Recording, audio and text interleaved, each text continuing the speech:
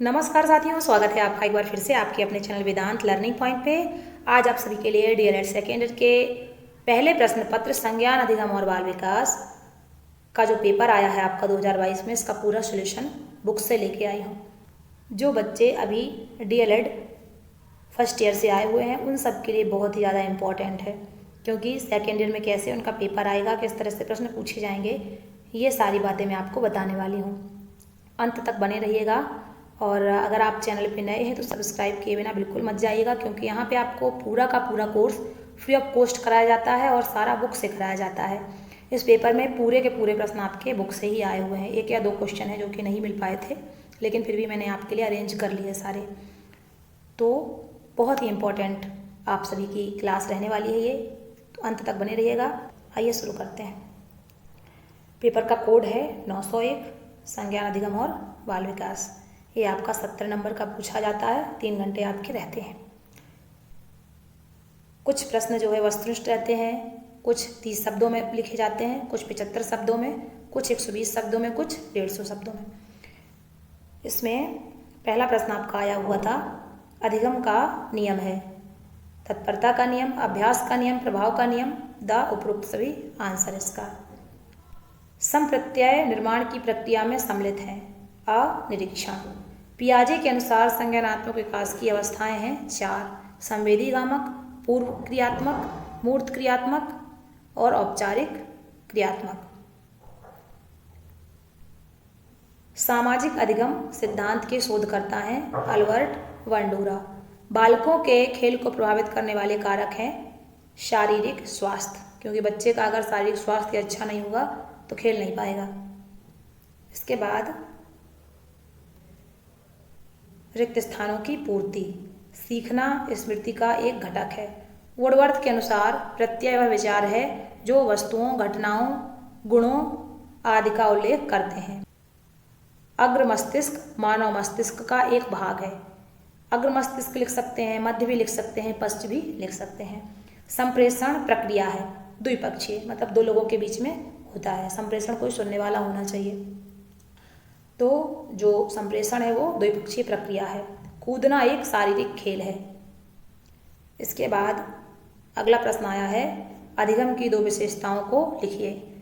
सीखना एक प्रक्रिया, अभ्यास, सही प्रतिचारों का चुनाव, परिवर्तन में स्थायित्वता, लक्ष्य की प्राप्ति, विभेदीकरण। कोई 2 इसमें से लिखना था। इसके बाद है, चिंतन से आप क्या समझते हैं। चिंतन के द्वारा वास्तविकता का पता लगाया जाता है और वास्तविकता विज्ञान को जन्म देती है। चिंतन शब्द का प्रयोग याद, कल्पना और अनुमान आदि के रूपों में किया जाता है। या इस तरह से लिखना चाहें इसे तो इस तरह से भी लिख सकते हैं कि चिंतन, गिलफोर्ड के अनुसार चिंतन प्रतीकात्मक व्यवहार है। यह सभी प्रकार की वस्तुओं और विषयों से संबंधित है। इसके बाद अगला प्रश्न है, संज्ञान क्या है। संज्ञान बालक के संज्ञानात्मक विकास का आशय उसके ज्ञान प्राप्त करने की प्रक्रिया से है, जो बालक के जन्म के समय से ही प्रारंभ हो जाती है। संप्रेषण की क्या आवश्यकता है। तो संप्रेषण संचार का वह साधन है जिसके अभाव में सीखने की प्रक्रिया बाधित होती है, या संप्रेषण के बिना न मनुष्य का काम चल सकता है और न ही समाज का। अगला प्रश्न है, खेल की परिभाषा लिखिए। खेल की कोई भी परिभाषा आप लिख सकते हैं। यहाँ पे मैंने रसेल की परिभाषा लिखी है। रसेल के अनुसार खेल एक आनंददायक शारीरिक या मानसिक क्रिया है जो अपने आप में पूर्ण है, जिसका कोई अव्यक्त लक्ष्य नहीं होता। या वैलेंटाइन के अनुसार खेल कार्य में एक प्रकार का मनोरंजन है।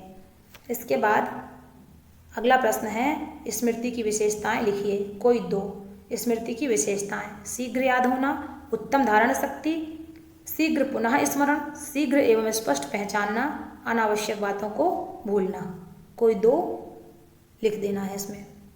इसके बाद अगला है, डिसलेक्सिया के कारण लिखिए। ये प्रश्न जेंडर की किताब में मिला हुआ था, जो तीसरा प्रश्न पत्र है आपका, उसमें डिसलेक्सिया के कारण: बोलने में कठिनाई, श्रवण दोष, गति संबंधी दोष, स्मृति दोष, अंगों में समन्वय का अभाव, मंदबुद्धिता, ध्वनि संबंधी ज्ञान का अभाव, भाषाई ज्ञान का अभाव। ये 8 हैं, यहाँ पे कोई 2 ही पूछी गई हैं। मानव मस्तिष्क के अंगों का वर्णन कीजिए। ये 30 शब्दों में आपके लिखने हैं। संरचनात्मक रूप से मानव मस्तिष्क के 3 मुख्य भाग होते हैं, अग्र मस्तिष्क, मध्य मस्तिष्क, पश्च मस्तिष्क। अग्र मस्तिष्क के भी 2 भाग होते हैं, प्रमस्तिष्क और दूसरा डाइएन्सीफेलॉन। पश्च मस्तिष्क के भी आपके 2 भाग होते हैं, मेडुला पोन्स और अनुमस्तिष्क। इसके बाद वायगोत्स्की के सिद्धांत की 2 विशेषताएं लिखिए। वायगोत्स्की बच्चे के संज्ञानात्मक विकास के लिए सामाजिक और संस्कृति को महत्वपूर्ण स्थान देता है। वायगोत्स्की ने जीडीपी, एमकेओ और फ्रेमवर्क स्कोफोल्डिंग की अवधारणाओं को छात्रों के सीखने के लिए आवश्यक माना। स्व का अर्थ लिखिए। स्व या आत्म के अंतर्गत व्यक्ति की पूर्णता, विशिष्टता एवं संबद्धता का वर्णन होता है। इसके बाद अगला प्रश्न है कि खेल के 2 महत्व लिखिए। तो खेल के 2 महत्व। खेल के माध्यम से बालक के समस्त अंग कार्य करते हैं, इसलिए इससे उनके संपूर्ण शरीर का विकास होता है तथा बालक विभिन्न गतियों को सीखता है। खेलों के माध्यम से बालक का बौद्धिक, सृजनात्मक, संज्ञानात्मक विकास होता है तथा कई बालकों के साथ खेलने से बालकों में समर्पण की भावना का विकास होता है और बालकों में समूह की भावना पैदा होती है। अगला प्रश्न आया है, स्मृति को प्रभावित करने वाले तत्व लिखिए। इसके बाद प्रश्न नंबर 10 में पूछा गया है, स्मृति को प्रभावित करने वाले तत्व लिखिए। Affecting factors of good memory. कारक या तत्व एक ही चीज होती है। इसमें आदत का नियम। जब किसी विचार को बार बार दोहराया जाता है तो हमारे मस्तिष्क में उसकी छाप इतनी गहरी हो जाती है कि हम बिना विचारे उसे व्यक्त कर देते हैं। जैसे बहुत से बालकों को पहाड़े रटे हुए होते हैं, उनको बोलते समय उनको अपनी विचार शक्ति का प्रयोग नहीं करना पड़ता। इस नियम के बारे में प्रोफेसर BN झा ने कहा है कि इस नियम को लागू करने के लिए केवल मौखिक पुनरावृत्ति ही पर्याप्त है। इसका संबंध यांत्रिक स्मृति से है। इसके बाद है निरंतरता का नियम। सीखने की प्रक्रिया समाप्त हो जाने के बाद जो अनुभव विशेष रूप से स्पष्ट होते हैं वे हमारे मस्तिष्क में कुछ समय तक निरंतर आते रहते हैं, अतः उन्हें स्मरण रखने के लिए किसी प्रकार का प्रयत्न नहीं करना पड़ता। जैसे किसी दुखद घटना को देखने के बाद हम लाख प्रयत्न करने के बाद भी उसे नहीं भूल पाते। इसके बाद है परस्पर संबंध का नियम। इस नियम को विचार साहचर्य का नियम भी कहते हैं। इस नियम के अनुसार जब हम एक अनुभव को दूसरे अनुभव से संबंधित कर देते हैं तब उसमें किसी एक का स्मरण होने पर हमें दूसरे का स्वयं ही स्मरण हो आता है। ये जो प्रश्न है आपका 3 नंबर का पूछा गया है और इसको जो है आपको 75 शब्दों में लिखना है। इतना आपका काफ़ी है। इसके बाद आपका अगला प्रश्न है प्रश्न नंबर 11, संप्रत्यय के प्रकार लिखिए। ब्रूनर के सिद्धांत की विशेषताओं का वर्णन कीजिए। तो यहाँ पे आपका ब्रूनर का सिद्धांत मैंने बताया हुआ है। ये देखिए प्रश्न नंबर 11, ब्रूनर के अनुसार शिक्षण सिद्धांत की विशेषताएं। ब्रूनर ने शिक्षण सिद्धांत की 4 विशेषताएं बताई हैं। अधिगम की पूर्व प्रवणता। अधिगम की पूर्व प्रवणता से तात्पर्य बालक के पूर्व अनुभवों एवं संज्ञानवादी संरचनाओं के आधार पर उसमें अधिगम के प्रति विद्यमान प्रवृत्ति से है। अतः शिक्षण सिद्धांत बालकों के अनुभव तथा विषय वस्तु के समुचित समन्वय के अनुकूल होना चाहिए। अगली विशेषता है ज्ञान की संरचना। शिक्षण सिद्धांत में इस बात का ध्यान रखना चाहिए कि विषय वस्तु इस प्रकार संरचित की जाए जिससे कि बालक का अधिगम सरल एवं प्रभावी बन सके। इसके बाद इनका अगली विशेषता है अनुक्रम। शिक्षण सिद्धांत में यह भी ध्यातव्य है कि शिक्षार्थी के समक्ष विषय वस्तु ऐसे अनुक्रम या तारतम्यता से प्रस्तुत की जाए कि उसका अधिगम तर्क सम्मत एवं कठिनाई स्तर के अनुकूल हो सके। अगली विशेषता है पुनर्वलन। शिक्षण सिद्धांत में पुरस्कार, दंड या अन्य प्रेरकों का प्रावधान भी किया जाना चाहिए जिससे बालकों को अधिगम हेतु पुनर्वलन मिल सके। इसके बाद ब्रूनर ने उपयुक्त विशेषताओं का समाहार करते हुए कहा है, वस्तुतः शिक्षण का सिद्धांत अधिगम तथा विकास से संबद्ध होना चाहिए तथा उसकी सादृश्यता या संगति अधिगम एवं विकास के उन सिद्धांतों से होनी चाहिए जिनका प्रतिपादन वह करता है। इसके बाद ये है आपका प्रश्न नंबर 12, संप्रेषण के 3 महत्व लिखिए। ये प्रश्न इसमें नहीं मिला था तो मैंने अलग से आपके लिए अरेंज किया। संप्रेषण मनुष्य के लिए अत्यंत महत्वपूर्ण है। संप्रेषण के माध्यम से मनुष्य अपनी भावनाओं तथा विचारों को दूसरों के सम्मुख व्यक्त करता है तथा दूसरों की भावनाओं और विचारों से भी अवगत होता है। मनुष्य जब बहुत दुखी तथा चिंताग्रस्त होता है तो वह अपने मानसिक बोझ को दूसरों के सामने अभिव्यक्त करके चिंता मुक्त हो जाता है। पारस्परिक संपर्क से वह अपने ज्ञान की वृद्धि करता है तथा नित्य नई नई बातें भी सीखता है। अगला महत्व है संप्रेषण मानव समाज का आधार। संप्रेषण प्रणाली मानव एवं मानव समाज का आधार है। मानव समाज के विकास के साथ साथ संप्रेषण के अनेकानेक रूप भी विकसित हो रहे हैं। आज हम विश्व परिवार की दिशा की ओर अग्रसर हो रहे हैं। इस दिशा में सार्थक विकास के लिए अत्यंत आवश्यक है कि हम संप्रेषण के संदर्भ में एक सकारात्मक सोच को विकसित करें, क्योंकि सकारात्मक सोच के सहारे ही हम जीवन में विकसित हो सकते हैं। नकारात्मक सोच से हमारा विकास मार्ग अवरुद्ध हो सकता है। यही कारण है कि आज राष्ट्रीय एवं अंतर्राष्ट्रीय दोनों दृष्टियों से सूचना एवं संप्रेषण का महत्व बहुत बढ़ गया है। सूचना संप्रेषण के इतने माध्यम उपलब्ध हैं कि हम घर बैठे ही दूर दराज स्थित लोगों से बातचीत कर लेते हैं। राष्ट्रीय स्तर पर नीतियों के निर्धारण तथा समस्याओं के समाधान में संप्रेषण प्रक्रिया काफी महत्वपूर्ण है। अंतर्राष्ट्रीय स्तर पर भी विभिन्न देशों, विभिन्न संस्कृतियों एवं समाजों के मध्य निकटता लाने में सूचना प्रक्रिया महत्वपूर्ण है। अंतिम है तीसरा, व्यावसायिक महत्व। संप्रेषण प्रणाली का महत्व सबसे अधिक व्यावसायिक स्तर पर है। सभी व्यावसायिक क्रियाओं को सुचारू रूप से चलाने के लिए उन्हें अनेक विभागों में विभाजित कर दिया जाता है, जैसे क्रय विभाग, विक्रय विभाग, उत्पादन विभाग, वितरण विभाग, वित्त विभाग आदि। व्यवसाय की सफलता के लिए इन सभी विभागों में समन्वय की आवश्यकता होती है और समन्वय स्थापित करने के लिए प्रभावी संप्रेषण जरूरी होता है। वैसे ये 3 ही आपके काफ़ी हैं इसमें। इसके बाद जो अगला प्रश्न है वो है 13वां प्रश्न है, खेल एवं खेलकूद के सामान्य नियम लिखिए अथवा आत्मनियंत्रण की विशेषताओं को समझाइए। तो यहाँ पे आत्मनियंत्रण की विशेषताएं बताई हुई हैं। ये हैं आपकी आत्म या स्वनियंत्रण की विशेषताएं, कैरेक्टरिस्टिक्स ऑफ सेल्फ कंट्रोल। आत्मनियंत्रण की परिभाषा एवं उसके संदर्भ में विद्वानों के विचारों का विश्लेषण एवं संश्लेषण करने पर इसकी प्रमुख विशेषताएं निम्नलिखित रूप से दृष्टिगोचर होती हैं। एक मनोवैज्ञानिक प्रक्रिया।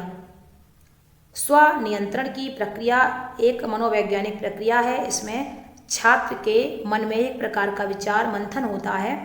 द्वितीय, इसमें विविध प्रकार के उद्दीपकों के आधार पर आत्मनियंत्रण की प्रक्रिया होती है। जब इन उद्दीपकों को हटा दिया जाता है या मन को समझाने का प्रयास किया जाता है तो आत्मनियंत्रण की स्थिति उत्पन्न हो जाती है। इस प्रकार को एक मनोवैज्ञानिक प्रक्रिया माना जाता है।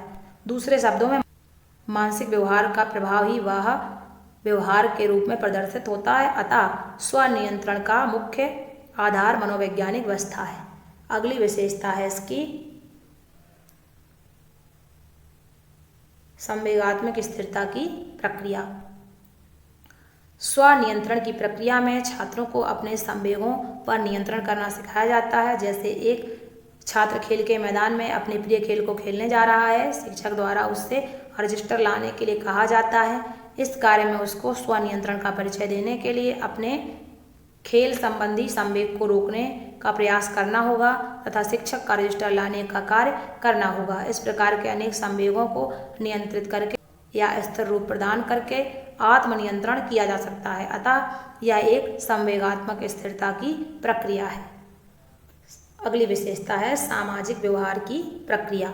स्वनियंत्रण की प्रक्रिया को सामाजिक व्यवहार की संज्ञा दी जाती है। प्रायः सामाजिक व्यवहार की परंपरा में आत्मनियंत्रण खोने को भी अच्छा नहीं माना जाता, भले ही यह व्यवहार कक्षा कक्ष में हो, परिवार में हो, पड़ोस में हो तथा किसी भी स्तर पर हो। इस प्रकार सामाजिक व्यवहार के मूल में आत्मनियंत्रण ही कार्य करता है। स्वयं नियंत्रण के अभाव में छात्र का व्यवहार असामाजिक हो जाएगा। 5वीं है भावनाओं के नियंत्रण की प्रक्रिया। स्वनियंत्रण की स्थिति में छात्र अपने मनोभावों एवं विचारों को नियंत्रित करते हुए परिस्थिति के अनुरूप व्यवहार करता है। कक्षा में एक शिक्षक हिंदी विषय पढ़ा रहा है, उसमें 2 छात्र कविता सुनना चाहते हैं तथा 2 छात्र खेलना चाहते हैं, परंतु शिक्षक की उपस्थिति में विद्यालय नहीं छोड़ सकते। इस प्रकार की स्थिति में उन छात्रों द्वारा अपने भावों एवं विचारों को नियंत्रित करते हुए हिंदी विषय के अध्ययन में मन लगाना पड़ता है। ये हो गया आपका नियंत्रण यानी कि आत्मनियंत्रण। अगला प्रश्न है चिंतन के प्रकार लिखिए या ब्रूनर के सिद्धांत का शिक्षा में योगदान का उल्लेख कीजिए। दोनों ही प्रश्न मिल गए थे। चिंतन के प्रकार में आपके करवा रही हूँ। ये रहे आपके चिंतन के प्रकार। 14 से 17 नंबर तक 120 शब्दों की सीमा रहती है। पहला प्रकार है प्रत्यक्षात्मक चिंतन। बार बार के अनुभवों से एकत्रित ज्ञान की स्थायित्वता जागृत होकर प्रेरित करती है। जब हम किसी व्यक्ति को बार बार अपने घर आते देखते हैं तो उसके व्यवहार का मूल्यांकन हमारे चिंतन के द्वारा स्वतः हो जाता है, क्योंकि बार बार के आने से जो अनुभव एकत्रित किए गए वे सभी उसके व्यवहार को स्पष्ट करते हैं। अतः उस व्यक्ति को देखकर उसके व्यवहार का जागृत हो जाना ही प्रत्यक्षात्मक चिंतन होता है। अगला है प्रत्यात्मक अवधारणात्मक चिंतन। मानव मस्तिष्क ज्ञान या परिचय के फलस्वरूप मस्तिष्क में प्रत्यय स्थापित करता है। यही प्रत्यय पुनः जागृत होकर वस्तु को पुनः स्मरण कराने में सहायक होते हैं। इसमें विषय का पूर्ण ज्ञान सन्निहित रहता है, जिससे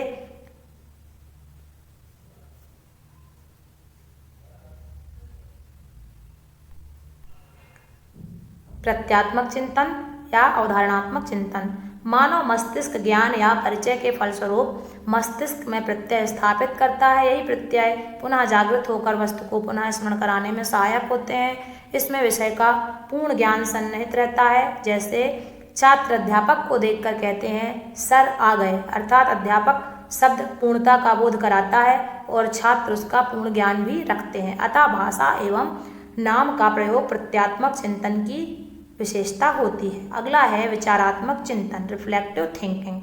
शिक्षा शास्त्री ड्यूबी ने विचारात्मक चिंतन को ही चिंतन माना है। इस चिंतन के द्वारा किसी लक्ष्य की प्राप्ति या समस्या समाधान खोज पाते हैं।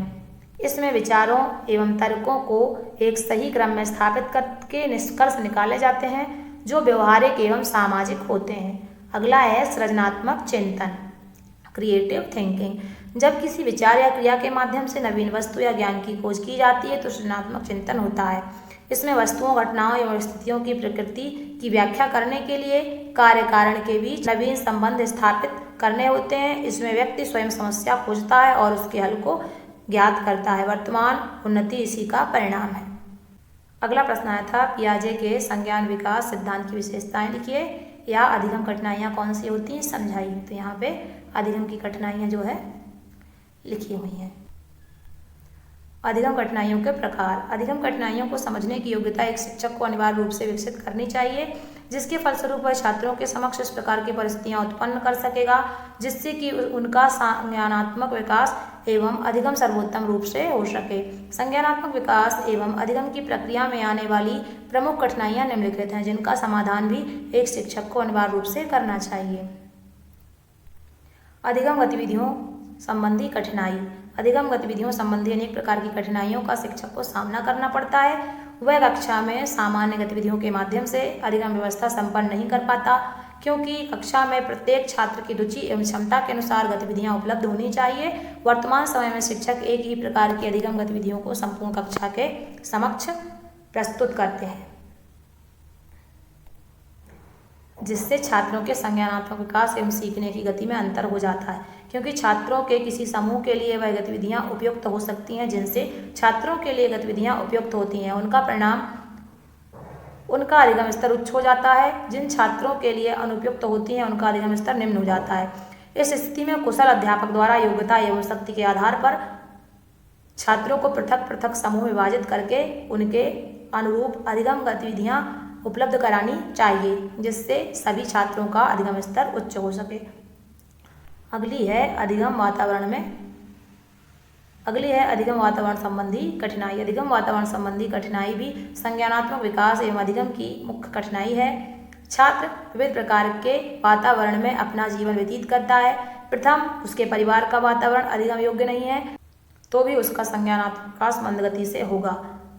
यदि समाज का वातावरण अधिगम योग्य नहीं है तो भी उसका विपरीत प्रभाव संज्ञानात्मक विकास पर होगा। इस प्रकार एक शिक्षक को कक्षा के वातावरण को अधिगम योग्य बनाने के साथ साथ घर, परिवार एवं समाज के वातावरण को भी अधिगम योग्य बनाना चाहिए। जैसे शिक्षक अभिभावक की बैठकों में अभिभावकों को अधिगम वातावरण सृजन संबंधी उचित निर्देश प्राप्त करने चाहिए, जिससे अभिभावक छात्रों के संज्ञानात्मक एवं अधिगम वातावरण निर्माण में सहयोग कर सकेंगे। इससे छात्रों के अधिगम वातावरण संबंधी कठिनाई का समापन हो सकेगा। अभिप्रेरणा संबंधी कठिनाई। अभिप्रेरणा संबंधी कठिनाइयों का समाधान भी शिक्षक द्वारा ही संभव होता है।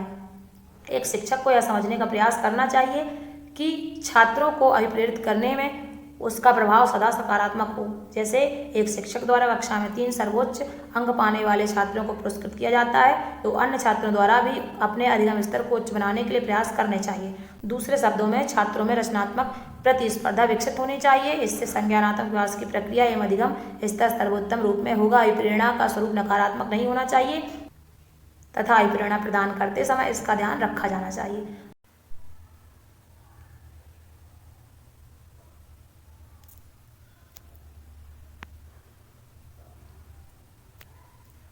इसके बाद अगली है पृष्ठ पोषण संबंधी कठिनाई। पृष्ठ पोषण संबंधी कठिनाइयों को ध्यान में रखकर ही संज्ञानात्मक विकास एवं अधिगम स्तर को उच्च बनाया जा सकता है। एक शिक्षक से यह अपेक्षा की जाती है कि वह प्रत्येक छात्र को उसके संज्ञानात्मक विकास एवं अधिगम गतिविधियों की सफलता पर पृष्ठ पोषण प्रदान करे।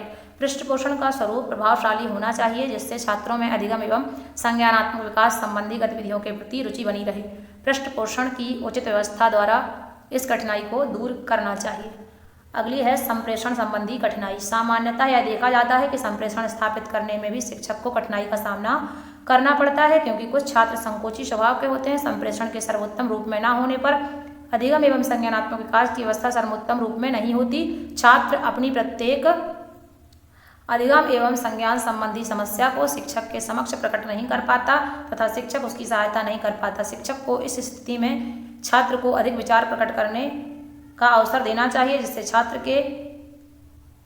जिससे छात्र में शिक्षक के प्रति विश्वास उत्पन्न हो तथा वह अपनी प्रत्येक अधिगम एवं संज्ञानात्मक समस्या को शिक्षक के समक्ष प्रकट कर सके तथा अपने अधिगम एवं संज्ञानात्मक विकास को सर्वोत्तम बना सके। ये प्रश्न है आपका, इसकी जो शब्द सीमा है वो 120 शब्दों की है। 5 हेडिंग्स में 120 शब्द आराम से आ जाते हैं। इसकी अगली हेडिंग्स देख लेते हैं। निर्देशन एवं परामर्श संबंधी कठिनाई। इसके बाद है संवेगात्मक अस्थिरता संबंधी कठिनाई, रुचिपूर्ण गतिविधियों संबंधी कठिनाई, शिक्षण अधिगम सामग्री संबंधी कठिनाई। इसके बाद उपरोक्त विवेचन से यह स्पष्ट हो जाता है कि संज्ञानात्मक विकास प्रक्रिया एवं अधिगम संबंधी अनेक कठिनाइयों को समझने की योग्यता एक शिक्षक में होनी चाहिए। इसके साथ साथ शिक्षक द्वारा अपनी योग्यता एवं कुशलता से उसका समाधान करने का प्रयास भी करना चाहिए, जिससे छात्रों का संज्ञानात्मक विकास एवं अधिगम स्तर उच्च हो सके। ये आपका पूरा प्रश्न हो गया है।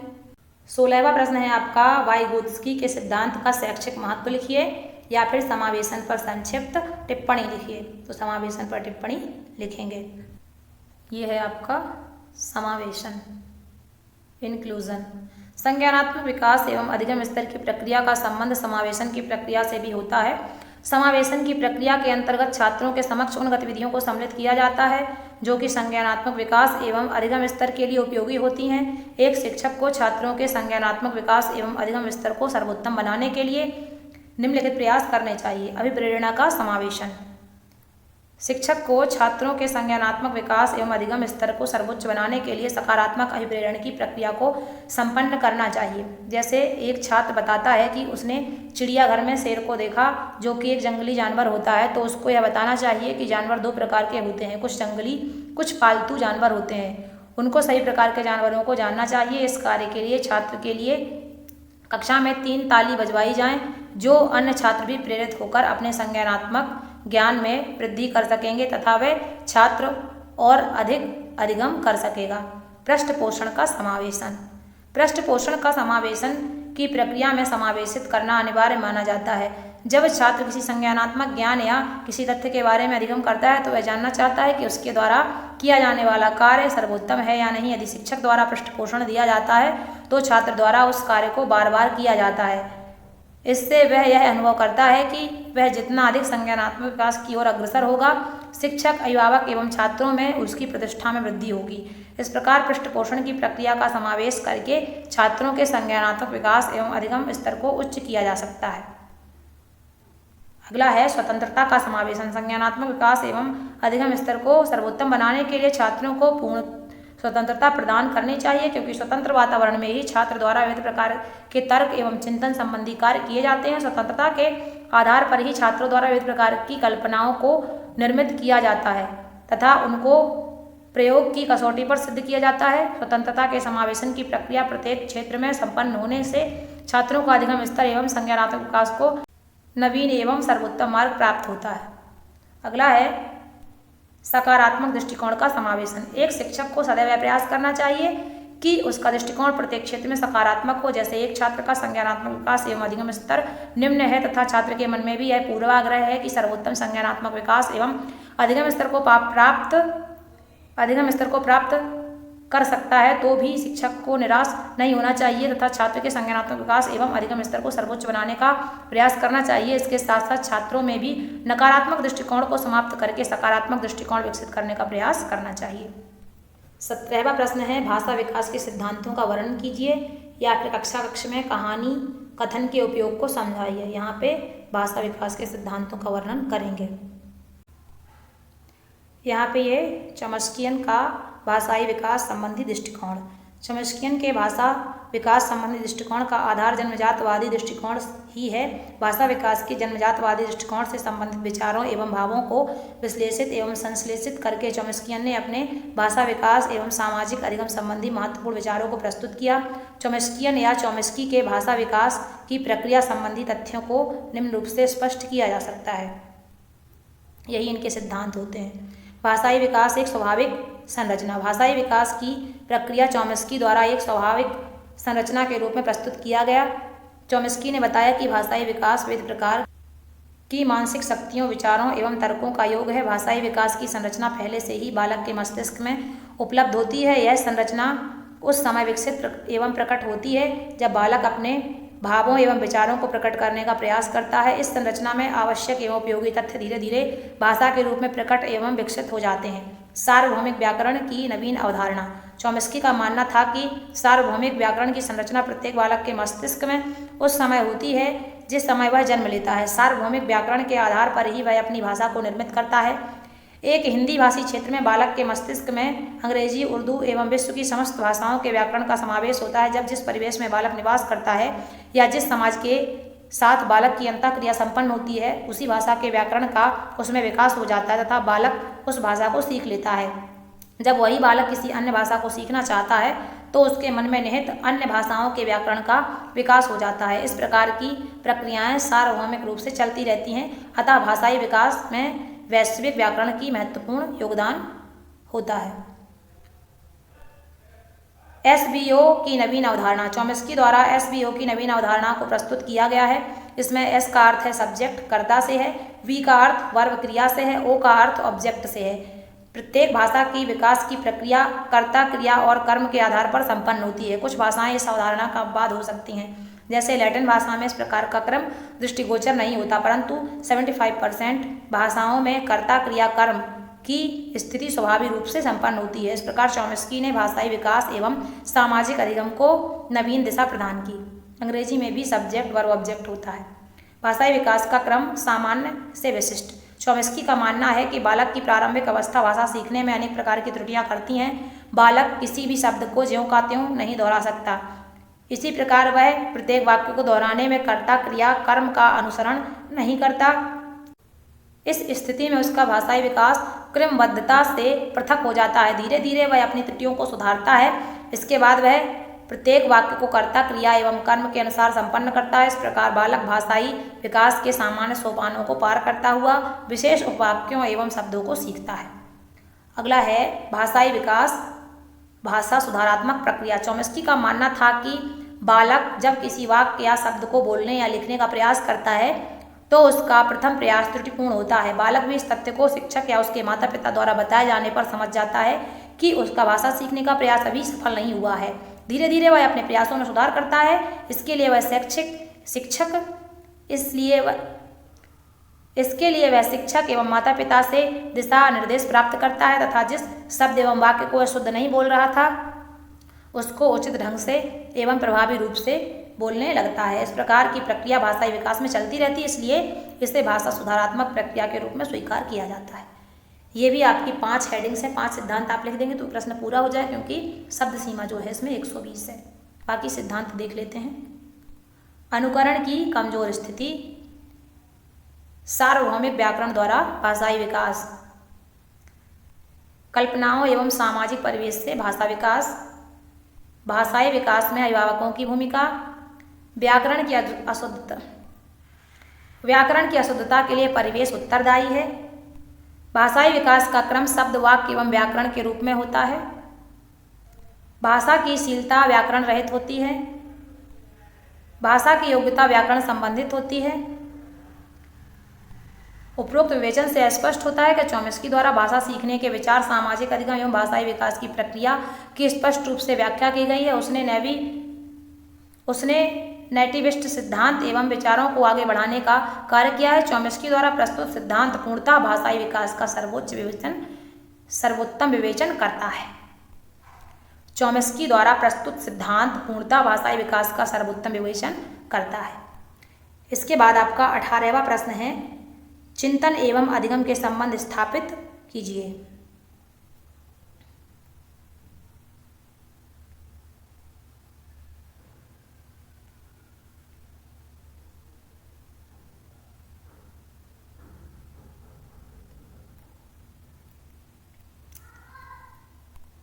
इसके बाद प्रश्न नंबर 18, 19 और 20 ये 150 शब्दों में आपके करने होते हैं, जो 5 नंबर के होते हैं। 18वां प्रश्न है, बचपन में अवधारणाओं के विकास को प्रभावित। इसके बाद 18 प्रश्न, 19 प्रश्न और 20 प्रश्न, ये तीनों प्रश्न। इसके बाद 18वां प्रश्न, 19वां प्रश्न और 20वां प्रश्न, ये तीनों आपके जो है 150 शब्दों में लिखे जाते हैं और इनके अंक 5 होते हैं। ठीक है। 18वां प्रश्न है, बचपन में अवधारणाओं के विकास को प्रभावित करने वाले कारणों का वर्णन कीजिए। चिंतन एवं अधिगम के बीच संबंध को समझाइए। तो यहाँ पे चिंतन एवं अधिगम के संबंध को समझाएंगे।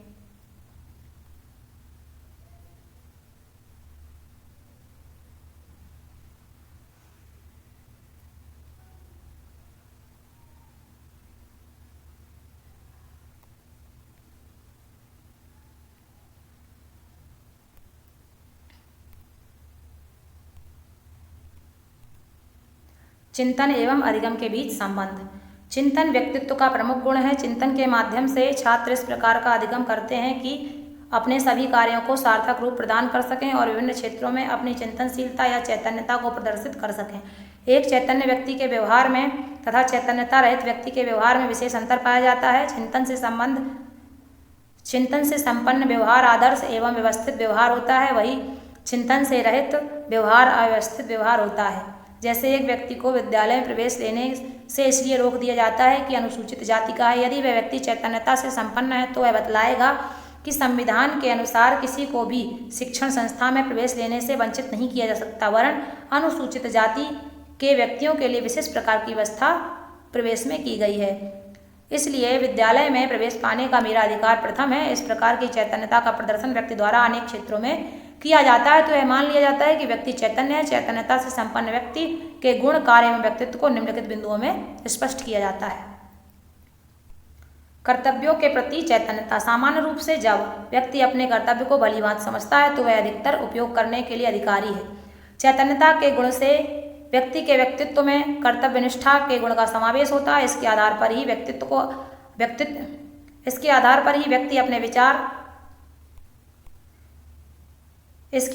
व्यक्ति अपने व्यवहार को निर्धारित करता है। जो व्यक्ति समाज में अपने दायित्वों का पालन करता है उस व्यक्ति के बारे में एक विशेष प्रकार की अवधारणा व्यक्तियों के मन में होती है।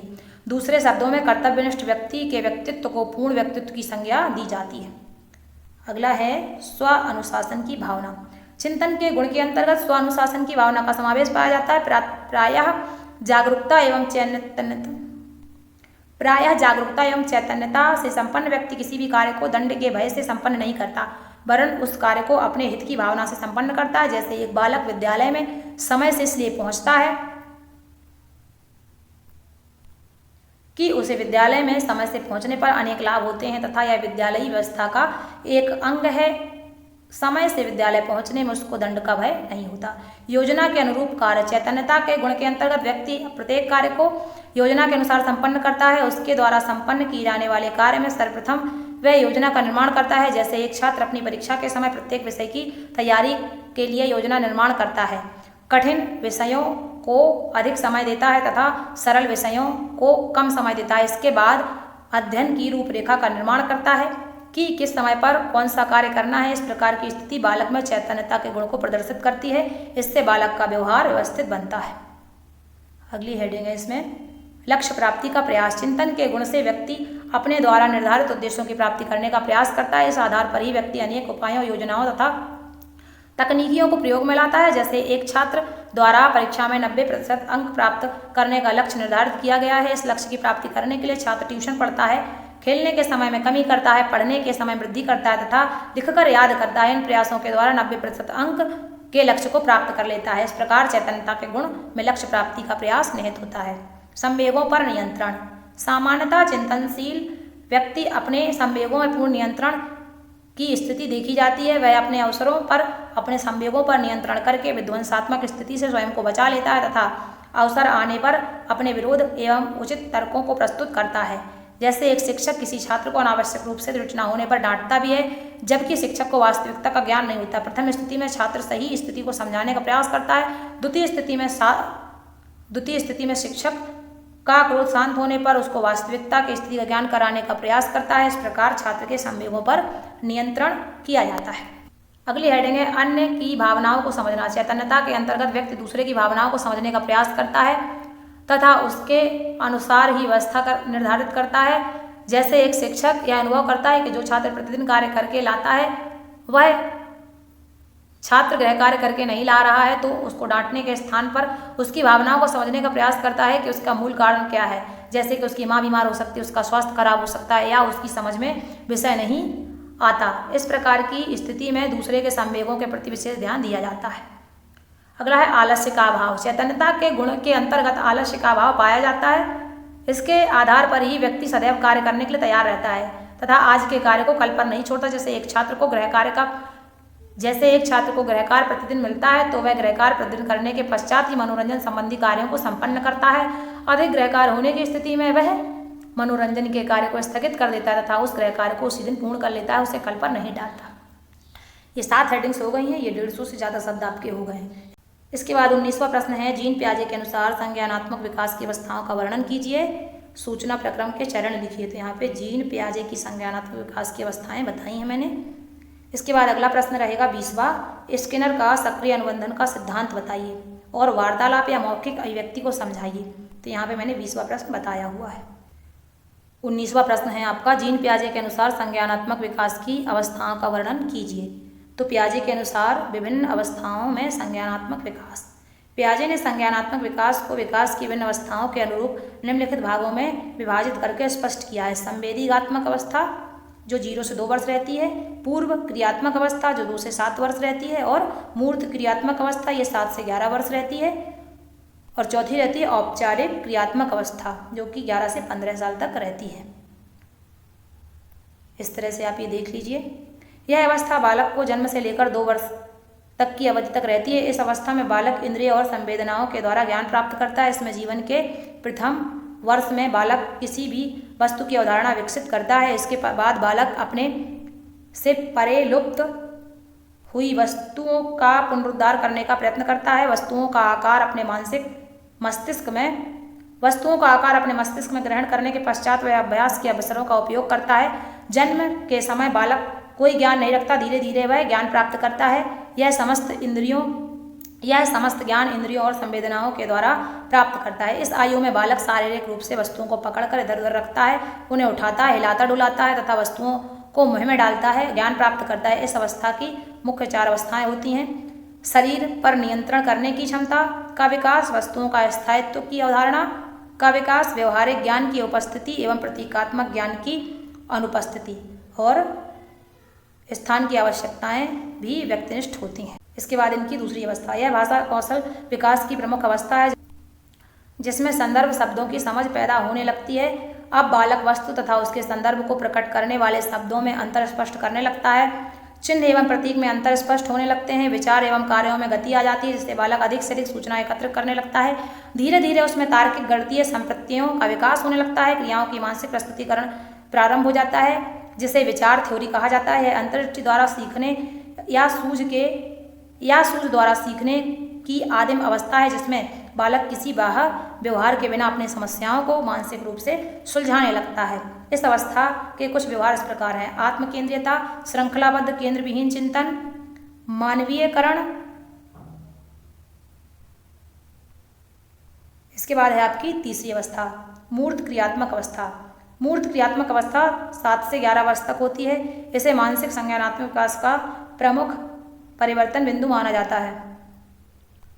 जब बालक इस अवस्था में आता है तो उसके विचार प्रौढ़ों के विचारों के अधिक निकट होते हैं। इस अवस्था में बालक अनेक तार्किक क्रियाएं करने में समर्थ हो जाता है। मूर्त क्रियात्मक तर्क अधिक तार्किक, नम्य एवं संगठित होते हैं। इस अवस्था में बालक बालिकाओं के चिंतन, समस्या के कौशल का विकास होता है। इस अवस्था की मुख्य विशेषताएं होती हैं: विकेंद्रण। इस अवस्था में बालक किसी वस्तु या घटना या पदार्थ के विभिन्न अवयवों एवं आयामों को एक साथ समझ सकता है एवं संबंधों को समझ सकता है तथा उनमें एकीकरण कर सकता है। अविनाशिता। बालक अब समझ सकते हैं कि किसी वस्तु या पदार्थ के बाहर रूप, रंग तथा आकार आदि में परिवर्तन होने पर भी उसकी मुख्य विशेषताओं में परिवर्तन नहीं हो सकता। जैसे पानी के बर्फ या भाप के रूप में परिवर्तित हो जाने पर भी उसकी मुख्य विशेषताएं नहीं बदलती तथा उसे पुनः पानी की अवस्था में लाया जा सकता है। क्रमगत क्षमता। क्रमगत क्षमता का अर्थ किसी आंतरिक नियम के अधीन वस्तुओं को एक क्रम में रखने की क्षमता है। इसी क्षमता को पियाजे ने ट्रांजिटिविटी कहा है। 7 वर्ष का बालक इस क्षमता के अनुसार वस्तुओं का क्रम जमा सकता है। नकारात्मक। इस अवस्था में बालक किसी कार्य को उल्टे रूप में भी कर सकता है। वह वस्तुओं को पूर्वावस्था की स्थिति में जमा सकता है। समरूपता। समरूपता का तात्पर्य यह है कि वस्तुओं के रूप या आकार में परिवर्तन हो जाने पर भी वे अपने मूल आयतन या मात्रा को बनाए रखती हैं। अर्थात इस अवस्था में बालकों को तथ्य का ज्ञान होता है कि वस्तुओं के सभी टुकड़े का योग मूल वस्तुओं के बराबर होता है। क्षतिपूर्तिकरण। इस अवस्था में बालक यह समझ सकते हैं कि किसी दिशा या आयाम में किसी भी प्रकार की कमी की पूर्ति दूसरी दिशा या आयाम की अधिकता में की जाती है। मानसिक पुनर्प्रस्तुतिकरण। इस अवस्था में बालक कार्यों के प्रस्तुतिकरण मानसिक प्रतीकों के द्वारा कर सकते हैं। उदाहरण के लिए विद्यालय से घर तक का मार्ग शब्दों द्वारा बताने के साथ साथ मानचित्र पर भी दर्शा सकते हैं। अंतिम अवस्था है औपचारिक क्रियात्मक अवस्था, 11 से 15 वर्ष। यह अवस्था मानसिक विकास की ऊर्ध्वगामी प्रक्रिया की अवस्था है। इस अवस्था में समस्याओं के समाधान हेतु उच्च मानसिक स्तर की मानसिक क्षमताएं विकसित होती हैं, जबकि मूर्त क्रियात्मक अवस्था में क्षैतिज दिशा में मानसिक क्षमताओं का विकास अधिक होता है। इस अवस्था में किशोर बालकों के माध्यम से स्थूल अनुभवों के अभाव में भी चिंतन कर सकता है तथा समस्याओं का मानसिक समाधान ढूंढ सकता है। वह परिकल्पनाएं बना सकता है तथा उनकी सत्यता स्थापित कर सकता है। इस प्रकार इस अवस्था की मुख्य विशेषताएं निम्नलिखित हैं। इस अवस्था में किशोर अपने चिंतन पर भी चिंतन कर सकता है। वह काल्पनिक या शुद्ध परिकल्पनाएं बना सकता है। इस प्रकार परिकल्पनाएं बनाना, उसकी सत्यता स्थापित करना इस अवस्था की एक मुख्य विशेषता है। बालक में तार्किक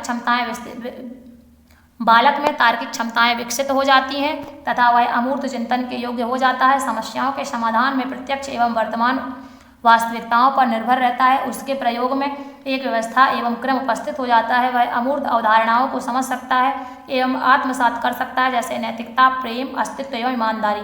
पियाजे के अनुसार औपचारिक क्रियात्मक अवस्था ज्ञानात्मक विकास की अंतिम अवस्था है, अर्थात सभी प्रकार की मानसिक क्षमताओं का अधिकतम विकास इस अवस्था में हो जाता है। इस अवस्था के उपरांत उपलब्धि में तो विकास हो सकता है, किंतु ज्ञानात्मक क्षमताओं में इस अवस्था के बाद विकास नहीं हो पाता।